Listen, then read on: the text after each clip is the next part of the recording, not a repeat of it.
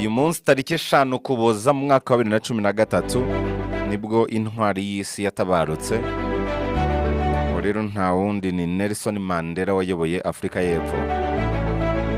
Mandela yavutse ku itariki 18 Nyakanga mu mwaka wa 1918. Yafatwaga rero nk'umuntu waharaniye uburenganzira bw'abirabura ba Afrika y'Epfo bari bamaze igihe kinini mu kato ka apartheid. Afatwa kandi nk'umuntu wabayeho akunda amahoro no kumvikana ko abantu batandukanye. Niwe munyapolitiki wamaze igihe kinini yubakiwe kurusha abandi kuri iyi si. Abanyafrika y'Epfo benshi bemeza ko aho bageze kuri ubu ngubu babikesha uyu mugabo wamaze imyaka 5 gusa ku butegetsi guhera mu mwaka wa 1994 kugeza mu mwaka wa 1999 akavaho ku bushake bwe. Ibikorwa bye byatumye Loni itangaza ko buri tariki Mandela yavukiyeho, ubwo ni ku itariki 18 Nyakanga, ni umunsi mpuzamahanga wa Nelson Mandela. Mu rwego rwo kuzirikana rero uyu mugabo uharaniye amahoro no kwishyura ukizana. Mandela yari umugabo w'ukuri, intwari ya Afrika, umunyapolitike, impirimbanyi ku burenganzira bwa muntu. Akaba yaramenyekanye nk'umuntu wabashije kurwanya ivangura ruhu rya apartheid byakorerwaga abirabura bo muri Afrika y'Epfo, bikaba ari byo byamugize intwari ku isi yose, ndetse akaba yarabaye perezida wa mbere w'umwirabura w'iki gihugu.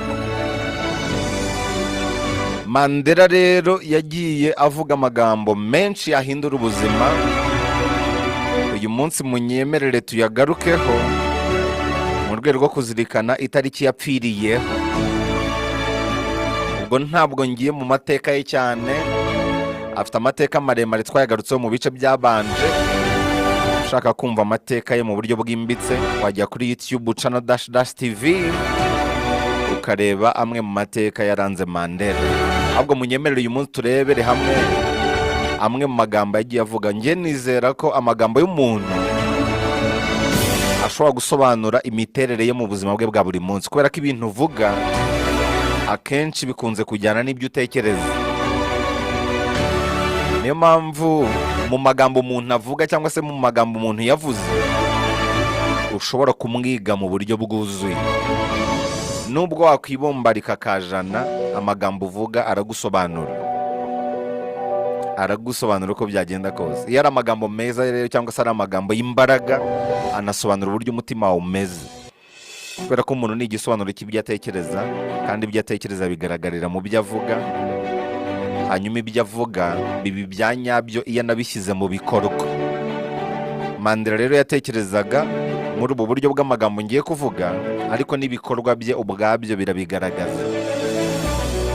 Yigeze kuvuga ngo kurema isi nziza biri mu biganza bya buri wese uyituye.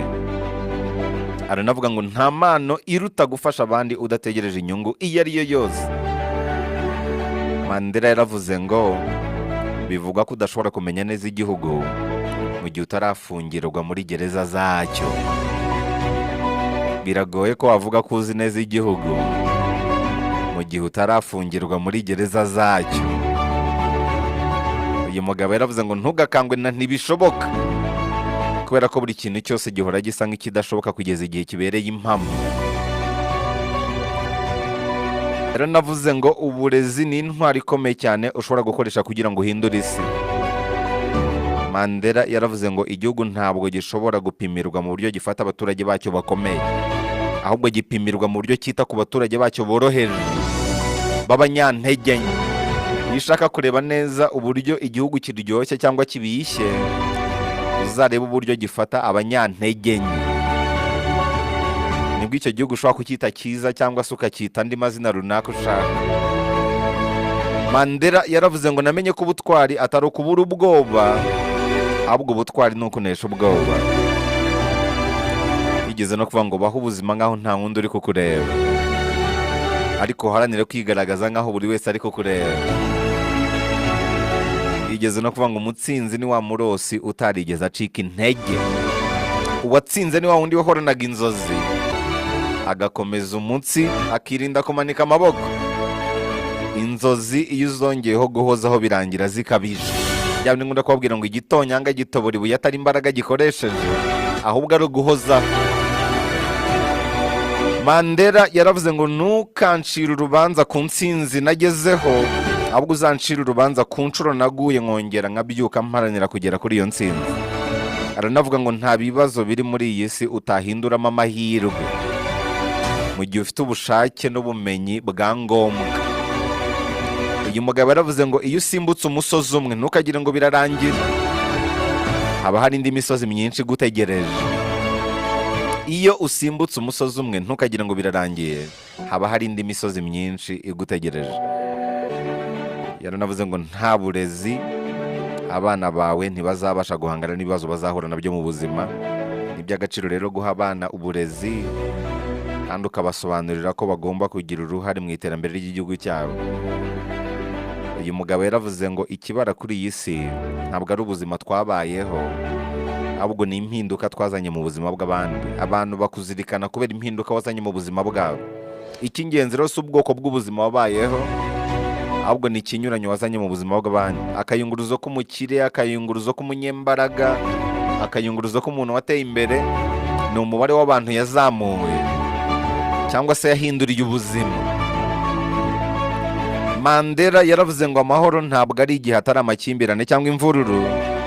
Amahoro ni igihe hari uburyo butuma abantu bose bisanzura hatitaye ku bwoko, ibara, idini, igitsina n'ibindi bitandukanye abantu. Yaranavuze ngo kubabarira bihohora ubugingo, bikuraho ubwoba, niyo mpamvu ari intwaro ikomeye. Nelson Mandela yaravuze ngo niba udakora ibyishimo mu byo ukora, ukaba utanabikuramo amafaranga, urata umwanya w'ubusa. Niba udakora ibyishimo mu byo ukora, ukaba utanabikuramo ubuzima, urata umwanya. Mandela yaravuze ngo ubwo nasohokaga mu marembo ya gereza, nibutse ko nindamuka ntasize uburakari n'urwanga inyuma, ntaho nzaba ntandukaniye n'abo nsize muri gereza. Yaranavuze ngo ntukaryame udafite ibikugenewe mu biganza byawe byombi. Yigeze kuvuga ngo umuntu uwo ari we wese afite ubushobozi bwo kuba munini kuruta imbogamizi, ibyo bikamufasha kugera ku ntsinzi mu gihe yitanze kandi agashishikazwa n'ibikorwa bye. Umuntu uwo ari we wese afite ubushobozi bwo kuba munini kuruta imbogamizi, ibyo bikamufasha kugera ku ntsinzi mu gihe yitanze kandi agashishikazwa n'ibikorwa bye. Mandela kandi yaravuze ngo nk'uko ubucakara n'ivanguramoko atari karemano, ni nako n'ubukene bumeze. Buterwa na muntu kandi bushobora kurandurwa binyuze mu bikorwa bya muntu. Yaba ubucakara cyangwa apartheid, ibyo byose byakozwe n'abantu kandi abantu nibo babirimbuye. Ni kimwe rero nuko ubukene bumeze, bwatewe n'abantu kandi abantu nibo bashobora kuburandura burundu. Rero navuze ngo ikintu gikomeye kurusha ibindi si uguhindura abantu, ahubwo ni ukwihindura ubwawe. Mandela yaravuze ngo nyandota Afurika yunze ubumwe, aho abayobozi bayo bazaba bunze ubumwe bakemura ibibazo byugarije umugabane. Aranavuga ngo amafaranga si yatuma ugera ku ntsinzi, ahubwo ubwigenge nibwo bubikora. Mandela yaravuze ngo reka amahitamo yawe ashingire ku cyizere aho gushingira ku bwoba. Uyu mugabo yaravuze ngo gutekereza ni imwe mu ntwaro zikomeye mu gukemura ibibazo. Aranavuga ngo imbogamizi zisenya abagabo bamwe ariko zigatuma abandi bakomera kurushaho. Mandela yaravuze ngo ujye wibuka kwishimira buri ntambwe yose uteye mu gihe witeguye gukomeza urugendo ujya imbere. Ujye wibuka kwishimira intambwe uteye mu gihe witeguye gukomeza urugendo ujya imbere. Aranavuga ngo niba ushaka amahoro ku mwanzi wawe, ugomba gukorana nawe akaba umuntu wawe wa hafi. Mandela kandi yaravuze ngo guhora witotombera ibyahise nta kintu bihindura. Ibya bindi nkunda kubabwira ngo kwitotombera ibyahise ntibituma biba byiza. Kugira urwitwazo ku hahise ntibituma hari impinduka zibaho. Kwitotomba guhora urira no guta igihe. Kurira no kwitotomba ubikoze rimwe na rimwe nta kintu bitwaye, ariko nubigira akamenyero bizamera nko kunywa inzoga. Uko urushaho kuzinywa niko inyota yiyongera. Uzabona ko abantu bageze ku ntsinzi ntabwo ari babandi bahora barira cyangwa ngo bahore bitotombera ibitagenda. Si na babandi bahora berekana ibitagenda. Ahubwo abantu bageze ku ntsinzi ni babandi banini kuruta imbogamizi, babandi banini kuruta ahahise, babandi bahitamo ko aho kwitotomba bakora impinduka. Nibyo nkunda kubabwira ngo nta marira abaho yahindura ibyahise, nta n'amaganya abaho yahindura ibizaba. Warira ingunguru zingahe z'amarira ngo abantu n'ibintu byari bisobanuye byose mu buzima wabuze bigaruka. Kwitotomba nta kintu bihindura, ahubwo gukora impinduka bihagarika kwitotomba. Nelson yaravuze ngo tugomba kumenya gukoresha igihe neza, kandi iteka ryose tukazirikana ko igihe gihora cyereye kugikoreramo ibyiza. Nelson yaravuze ngo injiji zirushaho kwiyongera iyo abanyabwenge bacecetse. Aranavuga ngo idini ryanjye n'ubumuntu. Mandela yaravuze ngo kunesha ubukene ntabwo ari ikimenyetso cy'ubugiraneza, ahubwo ni igikorwa cy'ubutabera. Kuba bamwe bakennye abandi bakize ni ikimenyetso cy'uko isi nta butabera bwuzuye ifite. Kunesha ubukene rero ni ikimenyetso cy'ubutabera, kubera ko buri muntu wese akwiriye kugira ubushobozi bumubesha. Nta muntu ukwiriye gukena. Kunesha ubukene ni ikimenyetso cy'ubutabera, ntabwo ari ubugiraneza, kubera ko ni uburenganzira bw'umuntu kudakena, kubera ko isi twese tuyifiteho uburenganzira. Nta muntu Imana yayihaye kurusha undi. Niba twese tuyifiteho uburenganzira rero, kunesha ubukene ni ikimenyetso cy'ubutabera, ntabwo ari ubugiraneza. Umuntu wese afite uburenganzira bwo gukira.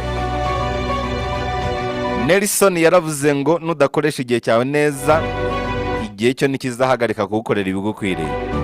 Aranavuga ngo imiterere nyayo ya sosiyete igaragarira mu buryo ifata abana bayo.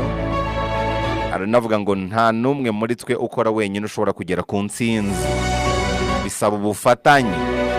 Mandela yaravuze ngo ibikomere bidashobora kubonwa n'amaso birababaza kurusha ibikomere bishobora kuvurwa na muganga. Hanyuma Mandela yaravuze ngo imyitozo ngororamubiri ntifasha mu kugira ubuzima bwiza gusa, ahubwo inafasha mu guturisha ubwonko. Mu magambo yose Nelson Mandela yavuze kuri iyi tariki yapfiriyeho, mu rwego rwo kuzirikana ubuzima bwe, munyemerere nyasoreze kuri iri ngiri. Yavuze ijambo rikomeye ngo hatabayeho kubabarira nta n'icyizere cy'ejo hazaza cyabaho. Kubabarira rero ni ikintu gikomeye gituma icyizere cy'ejo hazaza kibaho. Aha rero ni amagambo meza cyane yavuzwe n'uyu munyabigwi Nelson Mandela. Iri jambo ryagucitse, reka duhure kuri YouTube channel _TV. Genda ukore subscribe, tubana buri munsi mu ijambo ryahindura ubuzima. Wanankurikirana ku mbuga nkoranyambaga Instagram na Twitter, hose nitwa Dashima 250. Genda ukore follow, tujye tubana buri munsi mu ijambo ryahindura ubuzima.